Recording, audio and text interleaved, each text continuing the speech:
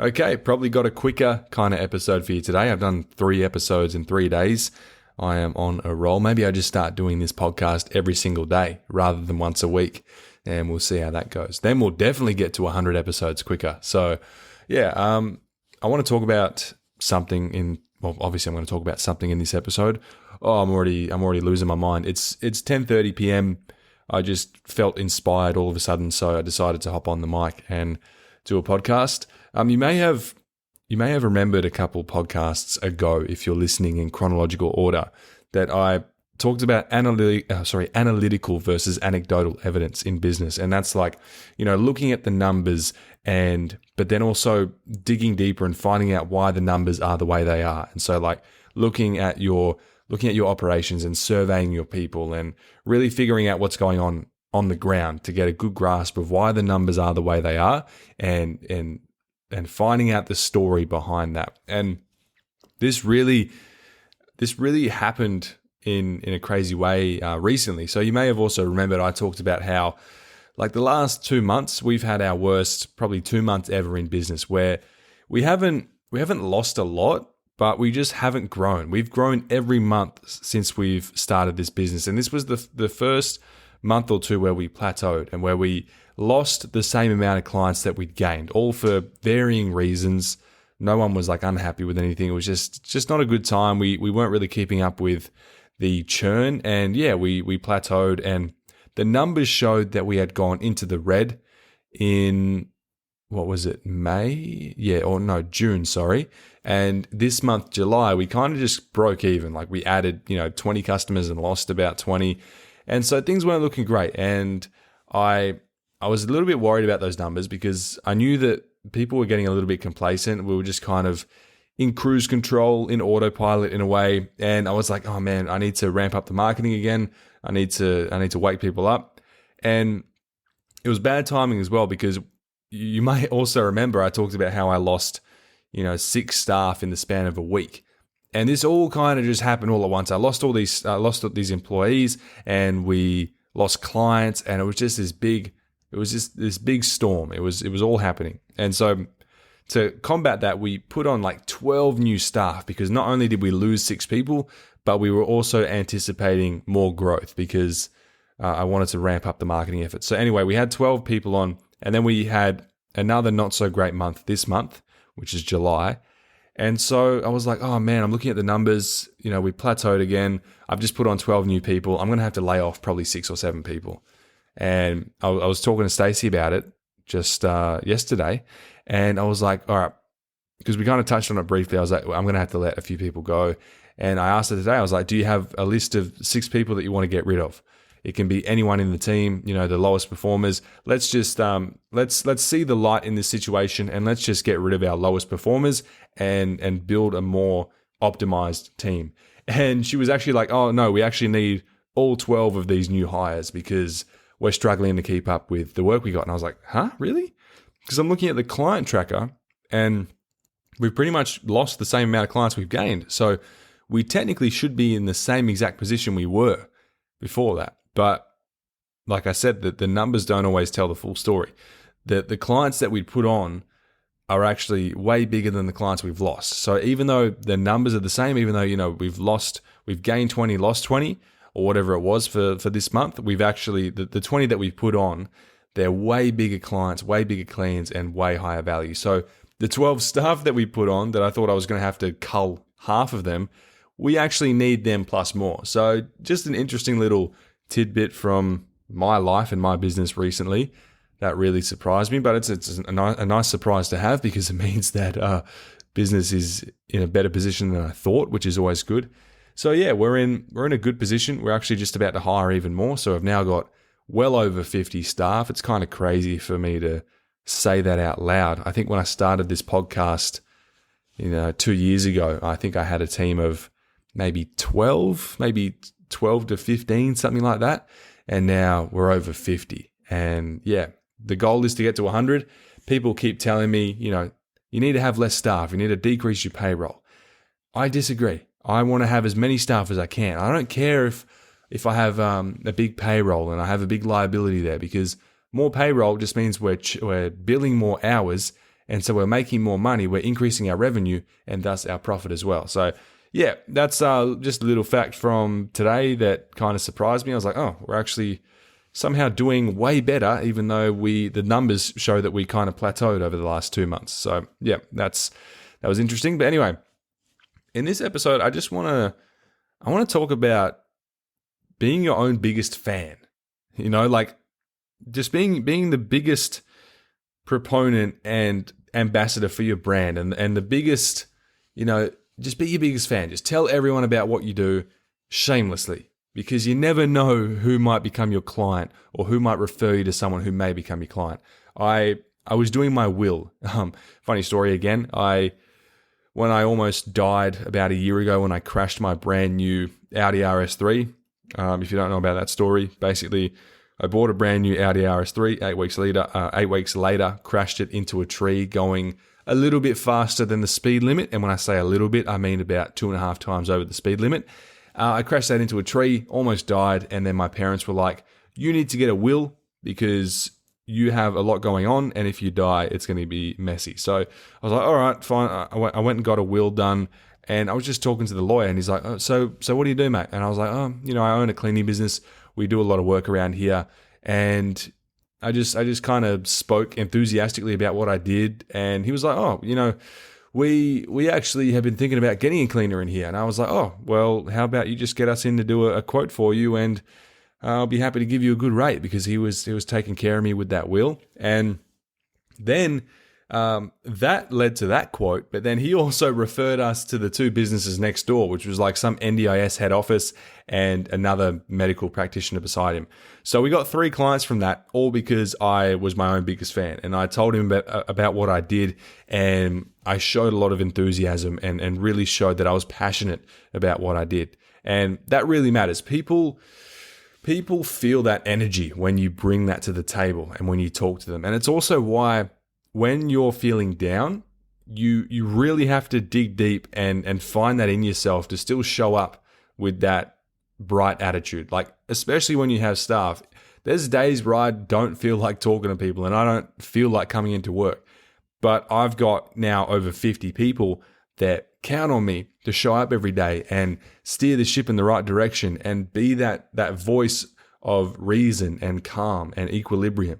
So even if I'm not feeling great, even if I've had a bad day or a bad week, I still have to show up with a smile on my face and an upbeat and positive attitude, because it does radiate and it does have a knock-on effect on other people. So yeah, this episode, we're talking about how being your own biggest fan is super important, because if you don't believe in your business, why should anyone else? I'm going to walk you through how self-promotion, personal storytelling, and energy can create real momentum. And this isn't about faking it or being egotistical. It's about learning how to build hype and generate word of mouth, and also make your brand impossible to ignore. Like, I've made my brand impossible to ignore at this point. It's everywhere. My face is everywhere. My voice is everywhere. I'm on everyone's For You page. People always message me like, hey, I keep seeing your videos on my For You page. You're so annoying. I'm like, great. Awesome. It's working. I'm happy with that. So we'll cover confidence, we'll cover content and how to share your wins without feeling cringe, and like whether you're just starting or scaling, this is like the mindset shift that will attract clients, and it's going to build loyalty and grow your business faster than any sort of ad spend, because this is the biggest differentiator. When we're selling a commodity like a home service, cleaning is cleaning. The only thing that separates you from the business next door or ABC Cleaning or DEF Cleaning or whatever other cleaning company you can think of is this stuff. It's brand. Brand is the way of the future. Look at how many billion-dollar brands are being created out of thin air just because someone has a personal brand, like Kylie Jenner. Hailey Baldwin just became a billionaire off the brand that she has. Rihanna with Fenty. Like, these are big examples, but this is all personal brand. This is all people just being their own biggest fan and creating a raving fan base off the back of that. So that's kind of what this episode is about. And yeah, let's just get stuck into it. So I think the first main point here is that, people buy into people, and moreover, they buy into energy, not just offers. Like we talked about, if you're a cleaning service, how are you any different to the cleaning service down the road? We're all doing the same sort of thing, albeit a little bit different, but it is just cleaning. Like, Cleaning is cleaning. The customer doesn't know that. Obviously, we as the business owner know how different our business is to the next one, but the customer doesn't know that. All they see is the brand and what you put out there into the world and how you convey yourself. And so, your clients, your staff, your partners, they all feed off of your belief in yourself. And if you're low key, if you're hesitant, if you're unsure, it translates as well. But you don't need to be loud. You just need to be clear and confident. So tell everyone what you do all the time. Like I talked about, I was getting my will done with a probate lawyer. What do? I talk about what I do. I show why I love what I do. And that turned into a quote, which then turned into 3 quotes. And we got 2 cleans out of that. So that was great. Mention your business in casual convos. Own it. Be proud. Very important. Everywhere you go, tell people what you do. Wear the shirt. Wear the uniform. And don't shy away from that. Don't get bored of telling your story either. You need to own your story. You need to really believe it, and you need to never get sick of telling it. I tell that to everyone. Like most people still don't even know what their friends do. You know what I mean? Like, do you know what your friends do? Can you tell me exactly what your friends do day to day? If they own a business, can you tell me exactly what they do? They probably don't even talk about it. So you don't want to be like them. Don't be forgettable. Like real world referrals often start from a random oh, my mate owns a cleaning business conversation. And so you want to insert yourself into more conversations like that and build yourself in a way where other people are going to insert you into other conversations like that as well, because you're just so top of mind for people and you're your own biggest fan, and that energy rubs off on people. So yeah, tell everyone what you do, just own it, be proud of it all the time. And share your wins as well. Like don't be shy and don't be afraid to share your wins on social media. If you got a new client, talk about it. Do a client showcase. Like just talk a little bit about who that client is, how they found you, and how their experience is going if they've already started their cleans. You can, if you hired someone, that's great. Post about it, especially if they are a good hire. Post about how great they are. If you've got a glowing review, make sure you screenshot that and post it and send it to people. Success in business, especially a business like this, it favors consistency. Consistency builds brand familiarity. And don't just wait until you feel ready. Like talk as you build, which is why I've said many, many episodes ago, I talked about how you should document the journey. I think that's such an important thing because you don't want to wait until you feel ready, because you'll probably never feel ready. I'm 6 years in. I built a pretty big business. I've done quite a lot of stuff in the cleaning space. I still don't feel like I'm ready. I keep pushing the goalposts further and further back. And so you just have to keep talking as you build. Just keep documenting the experience along the way. Like behind the scenes, funny stories, struggles, all of it builds trust, especially the negative stuff. That's important. Don't shy away from your losses and your pitfalls. The bad stuff that happens, I just hit my microphone. The bad stuff that happens and the mistakes you make, that is going to make you more human. And what do we know? People buy from people. So if you can humanize yourself to other human beings, they're going to be drawn closer to you and more likely to do business with you. So people want to support what they feel part of. I think that's the bottom line here. People want to support something they feel part of. So if you can bring someone along on that journey with you, and maybe not even just customers, but employees as well. Like a lot of my employees now, they've seen me on TikTok, they've seen me on TV, and maybe they've even listened to my podcast. I've had some employees tell me they've listened to my podcast. They're like, wow, you really do know your stuff and you really are passionate about cleaning. I'm like, yeah, I know. And I want that to transcend everything I do and really show in all my work. And so like, if they are a fan as well, and if they feel like they're part of the journey, then they're going to be 10 times better than someone who's not. So that's a really, really powerful thing as well. And confidence as well. Confidence is like a marketing strategy. The way you talk about yourself is marketing. Like I run a small cleaning business versus I run a growing cleaning company based in WA. We do, 50 cleans a week. We help busy people claim their time back. And I love every second of it. I love learning. We just got this new thing, blah, blah, blah. And it's like, that is such a better hook than, oh, I clean houses or I clean offices. So just really own what you do. And even if you're not passionate about it, not many people are as passionate about cleaning as I am, just fake it. Fake it till you make it. Who cares? Just pretend you like cleaning. And then when you make millions of dollars from this, then you can drop the act, okay? But right now, you need to act like you love it, even if you don't. And on that same token, you set the standard for how others are going to see you. So how you talk about your business trains others on how to talk about it as well. If you don't believe your brand is elite, why would anyone else? And your clients are only going to value you to the level you value yourself. I think that's a very, very crucial point that I want to hit on. So I'm going to say it again. Your clients will only value you to the level you value yourself. So the way you carry yourself, the way you speak about yourself and your business, it speaks volumes to the people that matter most in your business. And the momentum in business, which is the most powerful thing you can have in business, is momentum. It comes from repetition. Like the more you show up, the more people remember. You become top of mind when someone needs a cleaner or a manager needs a new supplier in an office building. They're going to think of you because momentum comes from repetition. Doing the same thing over and over again, just beating the wall 100 times and just making sure you are so omnipresent in the marketplace. That's what creates momentum. And you can't go viral and you can't become well known in your market if no one knows you exist. So the point here is you just need to get your name out there. Post in Facebook groups, post TikToks, comment on Facebook group posts in your local community groups, post flyers, go to notice boards in shopping centers and put a little flyer up about your cleaning business in there. Tell people about what you do. Every person you meet, every time you go shopping, that's a new opportunity for you to introduce your business to someone new. And then the way you carry yourself in that conversation and the way you convey yourself in that gives you an opportunity to turn that person into someone that may refer you to someone else. Because even if they're not going to buy from you, they might go home that day and say, hey, I met this person and they have a cleaning business and they sound really passionate about it. And it was a really memorable interaction. And I just remember that you need a cleaner at your work. Like your manager's been saying they want to get rid of the old cleaners. So how about we just get these people in?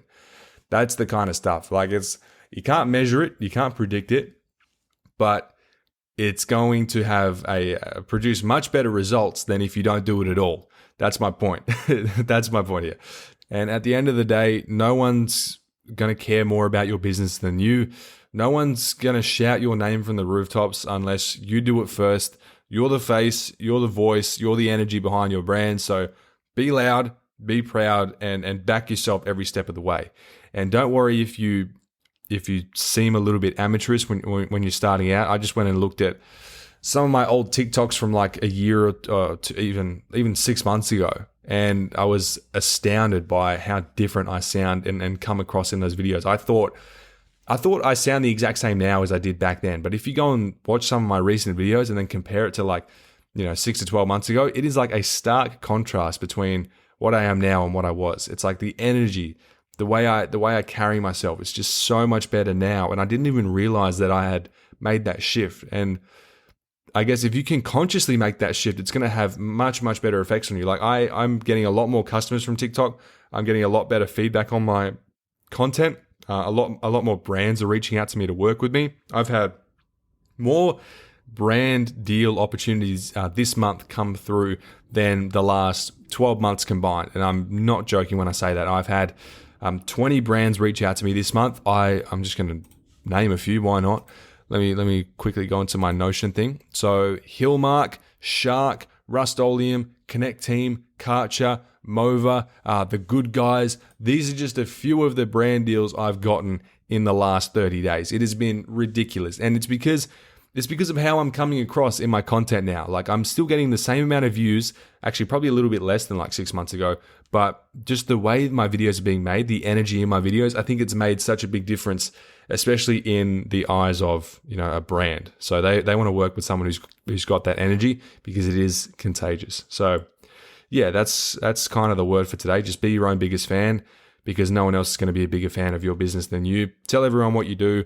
Post all over social media, be omnipresent, be inescapable, and be consistent because consistency builds, consistency, what am I saying? I'm losing my mind. It's so late in the evening now. Consistency builds momentum. Repetition builds momentum. So post on socials, post like before and after photos, team wins, like funny client stories or funny stories from your team photos, upgrades, updates, local involvement, like whatever you can think of, and turn if you have staff, turn your staff into micro ambassadors as well, like part of WA's fastest growing cleaning crew, or put a little name on it, like whatever you can come up with. And treat your brand like a lifestyle brand, not just a service. Think of all the things that you can do to make your brand more powerful, make your brand voice more unique and stand out amongst the crowd, and you will see far, far better returns for it. So yeah, just start with, next time you got a doctor's appointment, I don't care what it is. I don't care if you're getting a pap smear, or if you're getting a spinal tap, or if you're getting a mole looked at. Tell your doctor that you're a cleaner and you love cleaning, and that you would love to give their office a quote. I have gotten a quote by doing that. I went to the doctor because I had the flu. I thought I had pneumonia. I went in there, saw the doctor, went into the reception, and we just got talking a little bit. And I told her about what I do, and yeah, I had like my jacket on and everything. And she was like, "Oh, the cleaners here suck. They don't even empty the bins properly. Like they won't take out the liner and put it in the bin. They will just empty the bin into a bigger bin and leave the liner in there. So if there was like a bit of coffee in there, it's just going to be old coffee stains in the same bin bag." And I was like, "Oh, that's disgusting. We would never do that." And then we ended up doing a quote for that medical center. Didn't get that client. I think we quoted too much for it. That was a while back. But yeah, we still got the quote. And it's because I just talked about what I do. Sometimes it is that easy. And you miss 100% of the shots you don't take. So do it. Do it more. And that is the word for today. Hope you enjoyed that. And I hope you enjoyed these kind of rapid fire episodes over the last couple of days. I felt bad. I felt guilty that I didn't get around to doing an episode while I was in Brisbane because I got so busy with study and hanging out with my besties. So yeah, enjoy those couple of episodes. I was feeling inspired today. So I'm feeling inspired a lot more now. I'm getting inspiration from a lot of different sources, and I just feel so much energy, and I just want to help a lot of people at this point in time. I'm in that kind of season right now, I guess, where I just want to help. I just want to give back. I'm not really too worried about myself at the moment. So yeah, felt inspired, wanted to hop on the microphone and post. This is very light touch. I didn't even have any notes about this. I didn't even know what I was going to talk about really until I pressed record. So hopefully this turned out all right. I can't remember what I said for the last 20 minutes. I hope that it made sense. I hope that it was coherent. And with that being said, I will see you in the next episode of Self Made. Take care.